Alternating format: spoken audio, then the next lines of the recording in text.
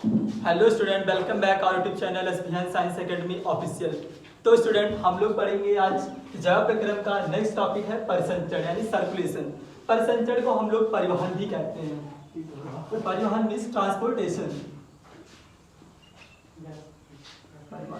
जैसा कि स्टूडेंट हमें पता है कि पादप तथा जंतु, जो हमारे जितने भी पादप हैं जैसे यानी पेड़ पौधे जंतु सभी प्रकार के जीव जंतु जो है हमारे अनेक प्रकार की कोशिकाओं से मिलकर बने होते हैं। और जैसा कि इसमें और हमें एक बात पता है जैसे कि हम लोग जानते हैं कि अगर हमें किसी एक स्थान से दूसरे स्थान तक जाना है तो हम परिवहन का यूज करते हैं, ट्रांसपोर्ट का यूज करते हैं। इसी प्रकार हमारे शरीर में भी पोषक पदार्थों या भोज्य पदार्थों जैसे हार्मोन्स का हमारे शरीर के एक भाग से दूसरे भाग तक पहुंचाने का काम कौन करता है? हमारा परिवहन तंत्र करता है या परिसंचरण तंत्र करता है। परिसंचरण तंत्र के चार अवयव मुख्य हैं। पहला होता है हमारा ब्लड, दूसरा होता है हार्ट, फिर होता है रुधिर वाहिकाएं या ब्लड वेसल्स और लसिका यानी लिम्फ। तो हम लोग समझते हैं, सबसे पहले हम लोग लिखते हैं रुधिर।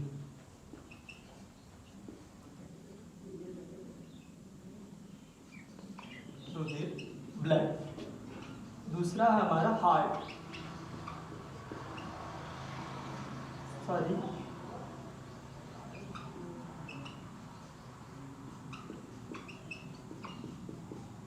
तीसरा है हमारा रुधिर वाहिनियां या रुधिर वाहिकाएं।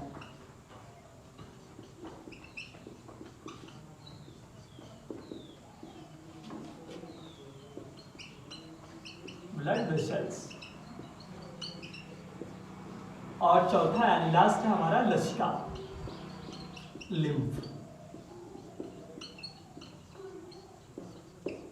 अब स्टूडेंट हम लोग समझते हैं परिवहन। परिवहन किसे कहते हैं? परिवहन हमारा वह जैव प्रक्रिया है जिसके द्वारा संश्लेषित तथा अवशोषित भोज्य पदार्थों का शरीर के एक भाग से दूसरे भाग तक पहुंचाया जाता है, उसे परिवहन कहते हैं। परिवहन रुधिर परिसंचरण तंत्र यानी हमारा जो परिसंचरण तंत्र है यानी सर्कुलेटरी सिस्टम जो है या परिवहन तंत्र, रुधिर परिसंचरण तंत्र की खोज सर्वप्रथम विलियम हार्वे ने किया था। अब हम वन बाय वन जो हमारे परिसंचरण तंत्र के मुख्य अवयव हैं वो चार हैं। सबसे पहला हमारा ब्लड या रुधिर, हार्ट, रुधिर वाहिनियां या रुधिर वाहिकाएं, ब्लड वेसल्स और लसिका।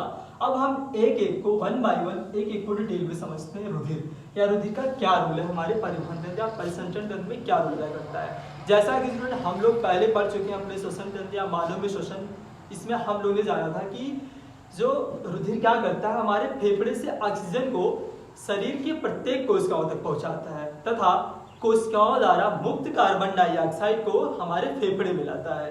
उसमें हम लोगों ने जाना था कि जो इसका मेन है, जो हमारा श्वसन वर्धक कौन था, वहां पे था हमारा हीमोग्लोबिन। अब इसमें हम लोग जानते हैं रुधिर या रुधिर कहते किसे है, रुधिर होता कैसे है, मीन्स ब्लड। ब्लड क्या हमारा एक हल्का लाल रंग का चिपचिपा अपारदर्शी तथा कुछ जल से कुछ भारी क्या होता है, एक द्रव होता है, लिक्विड होता है। मेनली हमारा जो ब्लड होता है, रुधिर होता है, दो चीजों से मिलकर बना होता है। इसमें क्या होता है, हमारे ब्लड में मुख्यतः दो, पहला होता है प्लाज्मा, दूसरा होता है RBC and WBC. Plasma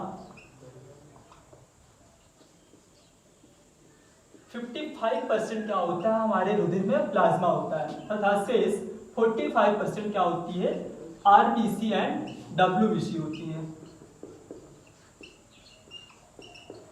plasma कहने का मतलब है प्लाज्मा 50% है। मान लो 1 लीटर यानी 1 लीटर हम लोग लेते हैं, 1 लीटर ब्लड में क्या होता है 1000 ml, मीन्स 1000 ml में यानी 550 ml क्या होता है हमारा प्लाज्मा होता है। प्लाज्मा क्या होता है, हमारा एक तरल द्रव होता है। और इसमें जो 45% क्या होते हैं हमारे आरबीसी एंड डब्ल्यूबीसी। आरबीसी होते हैं हमारे red blood curve cells and WBC क्या होती है, व्हाइट ब्लड कर्व सेल्स यानी लाल रुधिर कणिका और श्वेत रुधिर कणिका है। अब स्टूडेंट हम लोग समझते हैं इसके अलग अलग रोल हैं। जो प्लाज्मा और आरबीसी को डिटेल में समझने से पहले हम लोग समझते हैं ब्लड ग्रुप यानी रुधिर वर्ग। तो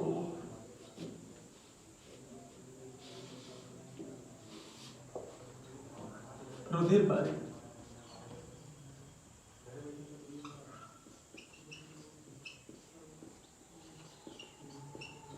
रुधिर वर्ग मीन्स ब्लड ग्रुप। रुधिर वर्ग की खोज सर्वप्रथम कार्ल लैंडस्टीनर नामक वैज्ञानिक ने किया था। उन्होंने अपने फ्लो चार्ट के थ्रू बताया कि हमारे की रुधिर में भी क्या होते हैं, रुधिर और प्लाज्मा में भी क्या होते हैं, हमारे कुछ प्रोटीन्स होती है। उन्होंने बताया कि जो हमारे आरबीसी है, आरबीसी की कोशिका ग्लैंड प्लाज्मेला में क्या होती है, हमारे कुछ एक प्रोटीन्स होती है जिसे हम लोग एंटीजन या प्रतिजन कहते हैं। और प्लाज्मा में क्या होते हैं, जो हमारे प्लाज्मा में जो प्रोटीन होती है उसे हम लोग एंटीबॉडी कहते हैं या प्रतिरक्षी कहते हैं। और उनके अनुसार कि अगर प्रतिरक्षी जो हमारे आरबीसी की कोशिका कला में जो हमारा प्रोटीन्स है, उन्होंने क्या नाम दिया, उन्होंने नाम दिया एंटीजन।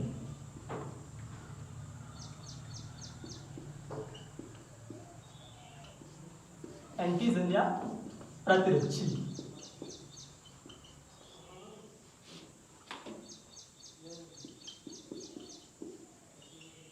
और जो प्लाज्मा में जो प्रोटीन्स हमारी पाई जाती हैं उसे हम लोग एंटीबॉडी या इसे प्रतिजन कहते हैं। जो हमारे प्लाज्मा में जो कोशिका जो प्रोटीन पाई जाती है उसे हम लोग प्रतिरक्षी कहते हैं।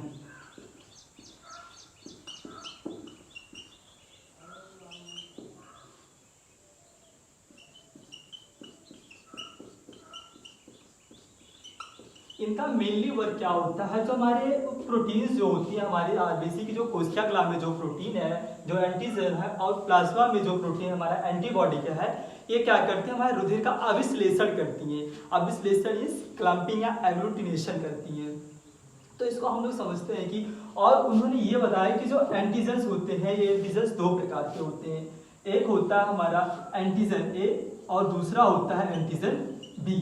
और प्रतिरक्षी जो होते हैं एंटीबॉडी क्या होते हैं, हमारे एंटीबॉडी को हम लोग स्मॉल से डिनोट करते हैं, स्मॉल लेटर से डिनोट करते हैं, और एंटीजन को कैपिटल में डिनोट करते हैं।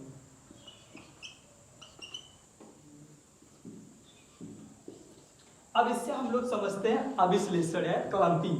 उन्होंने बताया कि अगर ए प्रतिरक्षी तथा बी प्रतिरक्षी क्या होते हैं, आपस में क्या होते हैं, एक चिपचिपे पदार्थ का निर्माण करते हैं, जिससे क्या होती है, हमारे रेड ब्लड सेल्स यानी लाल रुधिर कणिकाएं क्या होती हैं, आपस में चिपकने लगती हैं। इसी प्रोसेस को एग्लूटिनेशन या अविश्लेषण कहते हैं।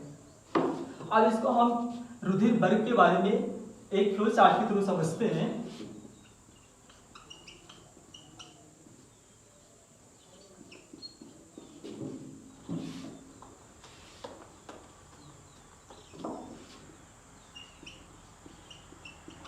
प्रतिजन को हम लोग एंटीजन कहते हैं और प्रतिरक्षी को एंटीबॉडी कहते हैं।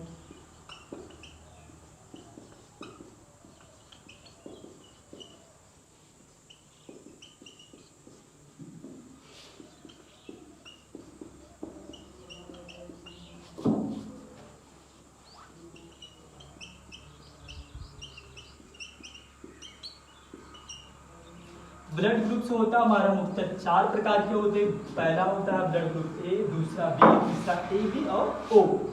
अब हम लोग समझते हैं ए। इस फ्लो चार्ट में क्या होता है,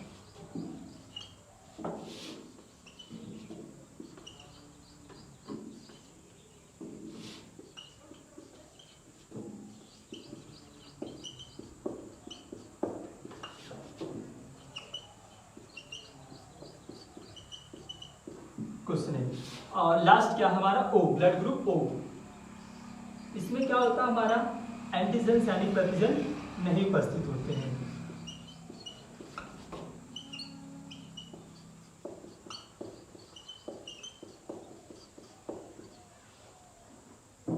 तो स्टूडेंट ये रहा हमारा फ्लो चार्ट। अब इसे हम समझते हैं इस फ्लो चार्ट से क्या इसका मीन्स क्या है, या इससे हम लोग कैसे ब्लड ग्रुप को डिफाइन करते हैं।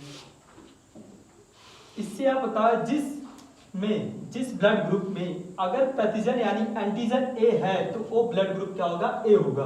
और उसमें जो हमारी एंटीबॉडी क्या होगी, स्मॉल ए यानी एंटीबॉडी बी क्या होगी, सॉरी इसमें एंटीबॉडी क्या होगी, हमारी बी होगी। और जिस ब्लड ग्रुप में अगर प्रतिजन बी होगा यानी एंटीजन बी होगा, उसमें हमारा उसका रुधिर भर क्या होगा, रुधिर भर बी होगा। और जिस ब्लड ग्रुप में हमारा एंटीजन यानी प्रतिजन ए बी होगा, तो यानी प्रतिजन हम लोगों ने देखा था कि प्रतिजन हमारे दो होते हैं, सॉरी एंटीजन क्या होता है, ए और बी होता है, जिसमें प्रतिजन हमारा ए और बी दोनों उपस्थित होता है, वो ब्लड ग्रुप क्या होता है, ए बी होता है, तथा इसमें कोई भी एंटीबॉडीज नहीं पाई जाती। इसलिए ब्लड ग्रुप ए बी को हम लोग सर्वग्राही रुधिर वर्ग भी कहते हैं। और जिस ब्लड ग्रुप में हमारा कोई भी एंटीजन नहीं पाया जाएगा तथा एंटीबॉडीज हमारा ए और बी दोनों पाई जाती है, उसे हम लोग ग्रुप ओ कहते हैं, यानी उसका ब्लड ग्रुप क्या होता है, ओ होता है। इसमें कोई भी हमारा एंटीजन नहीं पाया जाता है, इसलिए इसे हम सर्वदाता ब्लड ग्रुप कहते हैं या सर्वदाता रुधिर वर्ग कहते हैं। तो स्टूडेंट अब इसके आगे हम लोग समझते हैं प्लाज्मा। हम लोगों ने देखा था कि हमारा जो रुधिर होता है हमारा मेनली दो चीजों से मिलकर बना होता है। पहला होता है हमारा प्लाज्मा, दूसरा होता है आरबीसी और डब्ल्यूबीसी। इसमें हमारे रुधिर में प्लाज्मा की मात्रा 55% होती है तथा आरबीसी और डब्ल्यूबीसी की मात्रा कितनी होती है, 45% होती है। तो हम लोग समझते हैं प्लाज्मा या प्लाज्मा कहते किसे हैं। प्लाज्मा हमारा जो होता है हल्का पीले रंग का एक द्रव होता है, यानी तरल द्रव होता है। रुधिर में हम लोग देखा कि प्लाज्मा और आरबीसी होती हैं। जो रुधिर क्या होता है, रुधिर को हम एक और नाम से जानते हैं या तरल संयोजी ऊतक कह सकते हैं, यानी एक तरल संयोजी ऊतक होता है, फ्लूइड कनेक्टिव टिश्यू। प्लाज्मा क्या होता है, प्लाज्मा में हमारे 90 से 92% क्या होता है, हमारा जल होता है, यानी 90 to 92% क्या होता है, जल होता है तथा 8 से 10% का भाग जो होता है हमारा प्रोटीन होता है। 8 से 10% जो भाग होते हैं हमारे कार्बनिक तथा अकार्बनिक पदार्थ होते हैं।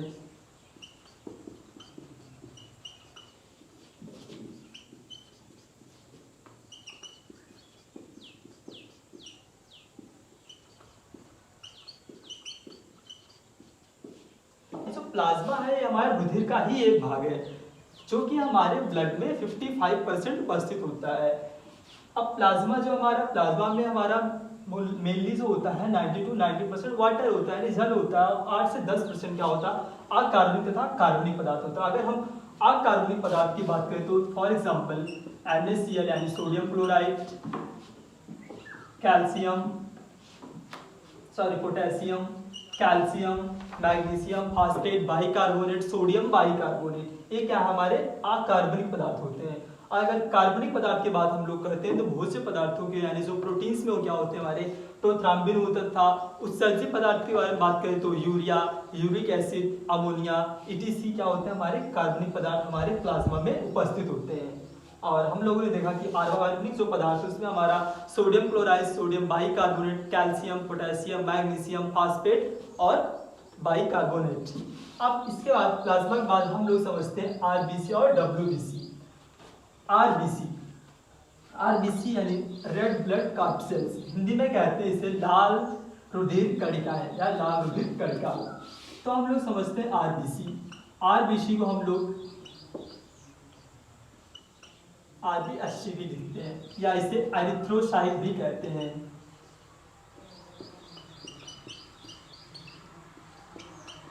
एरिथ्रोसाइट या लाल रुधिर कणिकाएं। अगर लाल रुधिर कणिकाओं की संरचना की बात की जाए तो क्या होती है, गोल, चिपटी तथा कुछ उबिहा होते हैं, यानी दोनों तरफ उभरी हुई तथा बीच में दबी हुई होती है। और अगर इनकी संख्या की बात की जाए कि हमारे ब्लड में आरबीसी की संख्या कितनी होती है, तो आरबीसी क्या होती है, हमारे ब्लड में 4 से 5 लाख प्रति मिलीमीटर क्यूब पाई जाती है। तथा अगर और इनका जीवन काल यानी लाइफ स्पैन क्या होता है, जीवन काल क्या होता है 100 से 120 दिन होता है। यानी हमारे जो रेड ब्लड सेल्स होती हैं क्या होती है, एक प्रकार का ठोस पार्टिकल होती है, यानी आरबीसी जो होती है हमारा रेड ब्लड सेल्स या एरिथ्रोसाइट या लाल रुधिर कणिकाएं क्या होती है, कण के फॉर्म में होती है, ठोस के फॉर्म में होती है, जो होती है हमारे ब्लड में 4 से 5 लाख प्रति मिलीमीटर क्यूब पाई जाती है। और इनका जीवन काल 100 से 120 दिन का होता है। और सबसे बड़ी बात क्या है कि मानव की रुधिर यानी मानव के लाल रुधिर कणिकाओं में केंद्रक क्या होता है, अनुपस्थित होता है, यानी न्यूक्लियस क्या होता है, अनुपस्थित होता है।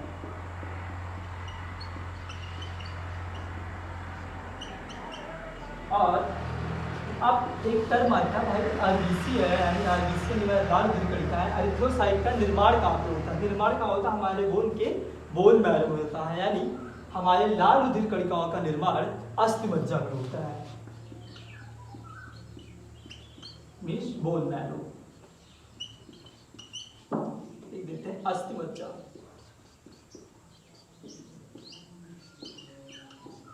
अब भाई अस्थिमज्जा में क्या होता है, हमारे आरबीसी का निर्माण होता है। तो अब हम लोग जानते हैं भाई इस आरबीसी का हमारे ब्लड में क्या रोल है, यानी हमारे शरीर में आरबीसी करती क्या है।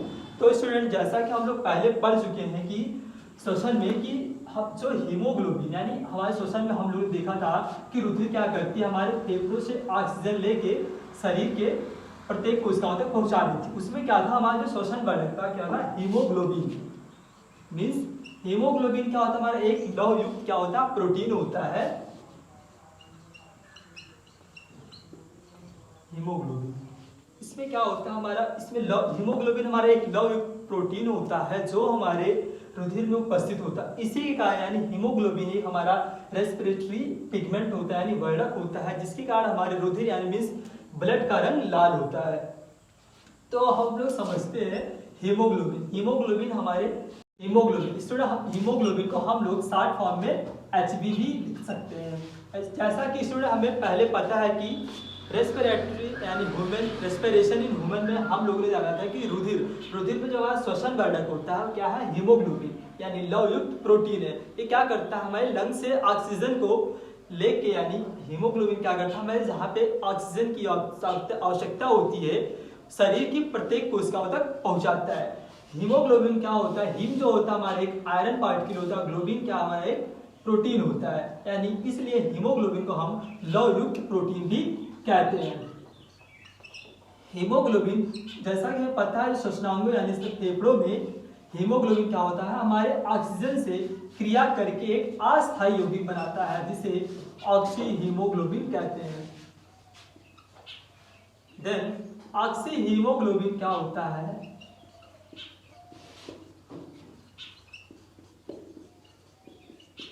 ऑक्सी हीमोग्लोबिन देन हमारा जहाँ पे जिस शरीर के हमारे जिस कोशिकाओं में ऑक्सीजन की रिक्वायरमेंट होती है तथा ऑक्सीजन की आवश्यकता होती है, वहाँ पे ऑक्सी हीमोग्लोबिन पुनः वहाँ हमारा ऑक्सीजन तथा हीमोग्लोबिन में टूट जाता है।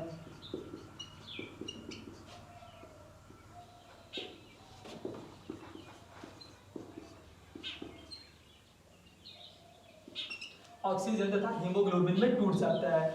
तो फिर क्या होता है, वहाँ की जो कोशिकाएं होती हैं उनके द्वारा जो मुक्त कार्बन डाइऑक्साइड होता है, फिर हमारा हीमोग्लोबिन कार्बन डाइऑक्साइड से रिएक्ट करके एक अस्थायी यौगिक बनाता है जिसे कार्बोक्सी हीमोग्लोबिन कहते हैं।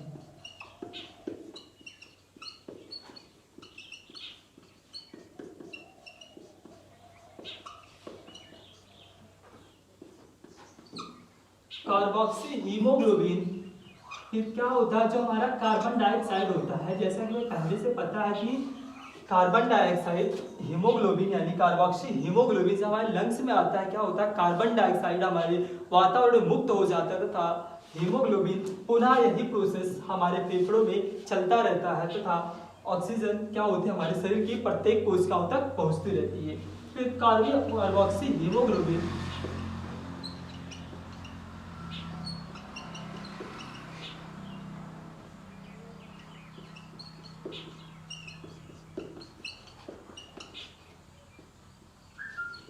कार्बोक्सी हीमोग्लोबिन हमारा कार्बन डाइऑक्साइड था हीमोग्लोबिन में टूट जाता है और यह प्रोसेस हमारे शरीर की यानी हमारे श्वसनांगों के द्वारा या शरीर की प्रत्येक कोशिकाओं में यह प्रोसेस बार बार चलती रहती है। अब स्टूडेंट हम लोग समझते हैं WBC यानी स्वायत्त रुधिर कणिकाएं। स्वायत्त रुधिर कणिकाओं को ल्यूकोसाइट्स भी कहते हैं। यानी स्वायत्त रुधिर कणिकाएं क्या होती है, स्वायत्त मीन्स क्या होता है कलरलेस, हम लोग कह सकते हैं कि हमारे जो स्वायत्त रुधिर कणिकाएं होती हैं उनमें उनका कोई रंग नहीं होता है। WBC को हम लोग WBC भी लिख सकते हैं, इस शॉर्ट फॉर्म, इस फॉर्म में भी लिख सकते हैं यार, इसे ल्यूकोसाइट भी कहते हैं।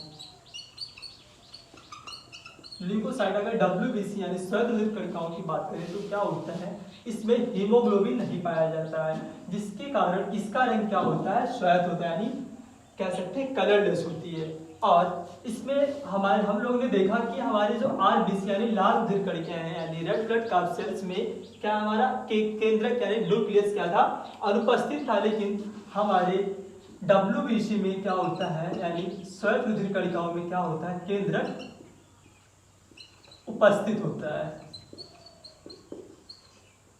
और अगर इनकी संख्या की बात की जाए तो 5000 से 9000, यानी जो हमारे ब्लड में WBC की जो संख्या होती है वो 5000 से 9000 प्रति मिलीमीटर क्यूब होती है। और स्ट्रक्चर की बात की जाए तो हमारे WBC यानी श्वेत रुधिर कणिकाओं का कोई एक निश्चित आकार नहीं होता है, यानी इसका आकार क्या होता है, अनिश्चित होता है।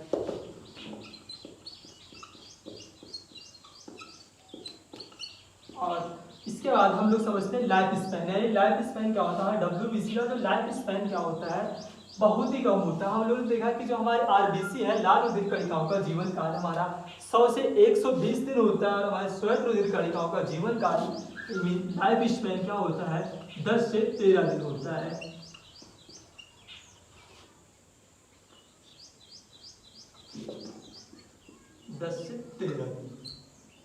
ल्यूकोसाइट या WBC या श्वेत रुधिर कणिकाओं, अब इनका हम लोग समझते हैं वर्क क्या है, यानी ल्यूकोसाइट या WBC का वर्क क्या है। WBC क्या करती है, हमारे शरीर में जितने भी हार्मफुल बैक्टीरियाज या बाहर या वातावरण से आए हुए जो हानिकारक जीवाणु होते हैं उनको किल करने का काम करता है, यानी उनको भक्षण या उनका खात्मा करने का काम करता है। तो स्टूडेंट अब हम लोग समझते हैं WBC के प्रकार, यानी श्वेत रुधिर कणिकाओं के प्रकार। श्वेत रुधिर कणिकाएं मुख्यतः हमारी दो प्रकार की होती हैं। पहला होता है कणिका में यानी ग्रैनुलोसाइट, यानी कणिका में श्वेत रुधिर कणिकाएं। दूसरा होता है कणिका रहित एग्रैनुलोसाइट्स, यानी कणिका रहित या अकणिका में श्वेत रुधिर कणिकाएं। जो हमारी कणिका में श्वेत रुधिर कणिकाएं होती हैं ये मुख्यतः तीन प्रकार की होती हैं।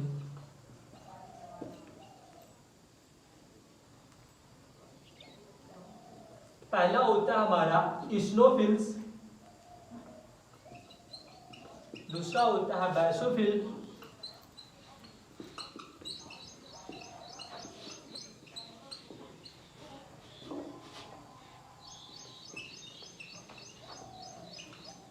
इस्नोफिल्स, बैसोफिल्स और न्यूट्रोफिल्स। इस्नोफिल्स को हम लोग एसिडोफिल्स भी कहते हैं और न्यूट्रोफिल्स को हम लोग हेट्रोफिल्स भी कहते हैं। अब हम लोग समझते हैं इसे कणिका में क्यों कहते हैं, क्योंकि इसकी जो साइटोप्लाज्म में क्या होते हैं, कण पाए जाते हैं, यानी जो WBC का टाइप है यानी कणिका में श्वेत रुधिर कणिकाएं, जो इसमें कणिका इसलिए इसे कणिका में इसलिए कहते हैं क्योंकि इसकी साइटोप्लाज्म यानी कोशिका द्रव्य में क्या होते हैं, कण, छोटे छोटे कण पाए जाते हैं, इसलिए इसे हम लोग कणिका में श्वेत रुधिर कणिकाएं कहते हैं। कणिका में श्वेत रुधिर कणिकाएं हमारा मुख्यतः तीन प्रकार की, पहला हमारा इस्नोफिल, दूसरा है बैसोफिल और तीसरा है न्यूट्रोफिल्स। इस्नोफिल को हम लोग एसिडोफिल्स भी कहते हैं। इस्नोफिल का कार्य क्या, इस्नोफिल्स क्या होते हैं, हमारे शरीर की इम्यूनिटी तथा अति संवेदनशीलता या ग्रैनुलोसाइट का कार्य करती हैं। और अगर हमारे शरीर में इस्नोफिल्स की संख्या बढ़ जाती है तो क्या होता है, हमें इस्नोफिलिया नामक रोग हो जाता है।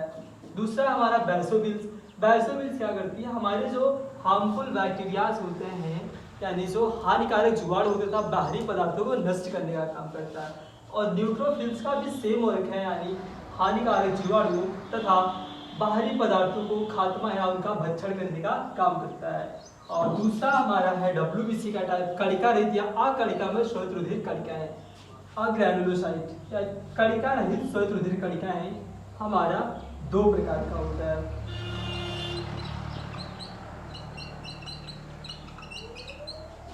पहला होता है हमारा लिम्फोसाइट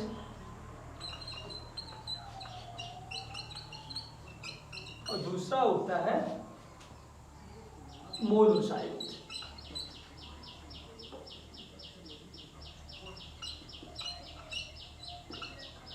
आग्रेनुलोसाइट इसे कणिका रहित श्वेत रुधिर कणिका कहते हैं, क्योंकि इसके कोशिका द्रव्य यानी साइटोप्लाज्म में क्या होते हैं, कण नहीं पाए जाते, इसलिए इसे कणिका रहित या आग्रेनुलोसाइट व्हाइट ब्लड कॉर्पसेल्स कहते हैं।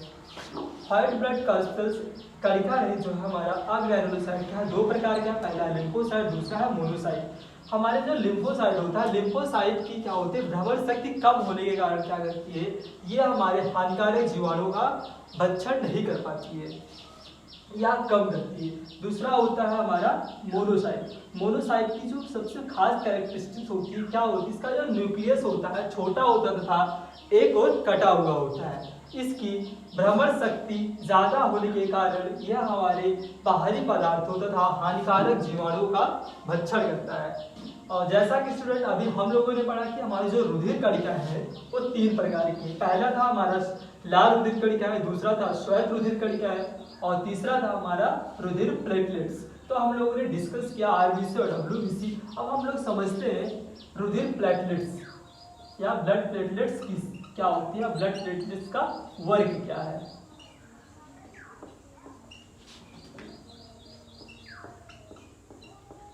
जो हमारा रुधिर प्लेटलेट्स होता है वो क्या होता है, केवल हमारे मनुष्यों में पाया जाता है, ना कि और अन्य जीवों में क्या होता है, हमारे प्लेटलेट्स नहीं पाई जाती।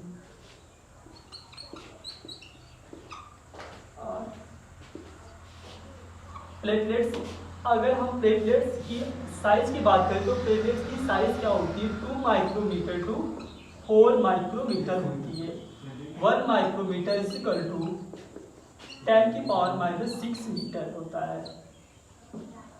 और इसकी संख्या की बात की जाए, अगर इसके नंबर की बात की जाए, प्लेटलेट्स यानी हमारे ब्लड में ब्लड प्लेटलेट्स की संख्या कितनी होती है। जैसा कि हमें पता है कि जो डब्ल्यूबीसी होती है हमारे रुधिर में 5000 से 9000 प्रति मिलीमीटर क्यूब होती है, और प्लेटलेट्स क्या होते हैं, डब्ल्यूबीसी की 40 गुना हमारे ब्लड में पाई जाती है। डब्ल्यूबीसी की 40 गुना यानी 40 गुना अधिक होते हैं हमारे डब्ल्यूबीसी की तुलना में। और प्लेटलेट्स क्या करती हैं, प्लेटलेट्स का जो हमारा मेन सबसे मेन प्लेटलेट्स में हमारे न्यूक्लियस यानी केंद्रक क्या होता है, अनुपस्थित होता है। अगर हम इसके निर्माण की बात करें कि हमारा प्लेटलेट्स का निर्माण कहाँ होता है, प्लेटलेट्स का फॉर्मेशन कहाँ होता है, हमारे प्लेटलेट्स का निर्माण हमारे बोन मैरो यानी अस्थि मज्जा में होता है, और इसका जीवन काल मात्र 1 सप्ताह होता है। प्लेटलेट्स को हम एक और नाम से जानते हैं, जिसे थ्रोम्बोसाइट कहते हैं, चाहे ब्लड प्लेटलेट्स कहें या थ्रोम्बोसाइट कहें। तो स्टूडेंट हम लोगों ने इसमें पढ़ा ब्लड में देखा हम लोगों ने कि हमारा जो ब्लड है वो दो चीजों से मेनली बना होता है, पहला है प्लाज्मा और दूसरा रुधिर कणिका। रुधिर कणिकाओं में हम लोगों ने देखा कि रुधिर कणिकाएं 3 प्रकार की थी। 3 प्रकार हम लोगों ने देखा, आरबीसी, डब्ल्यूबीसी और ब्लड प्लेटलेट्स। आरबीसी मींस लाल रुधिर कणिकाएं, श्वेत रुधिर कणिकाएं तथा रुधिर प्लेटलेट्स। और लाल रुधिर कणिकाओं में श्वेत रुधिर कणिकाओं में हमने देखा कि श्वेत रुधिर कणिकाएं हमारे 2 प्रकार की होती है।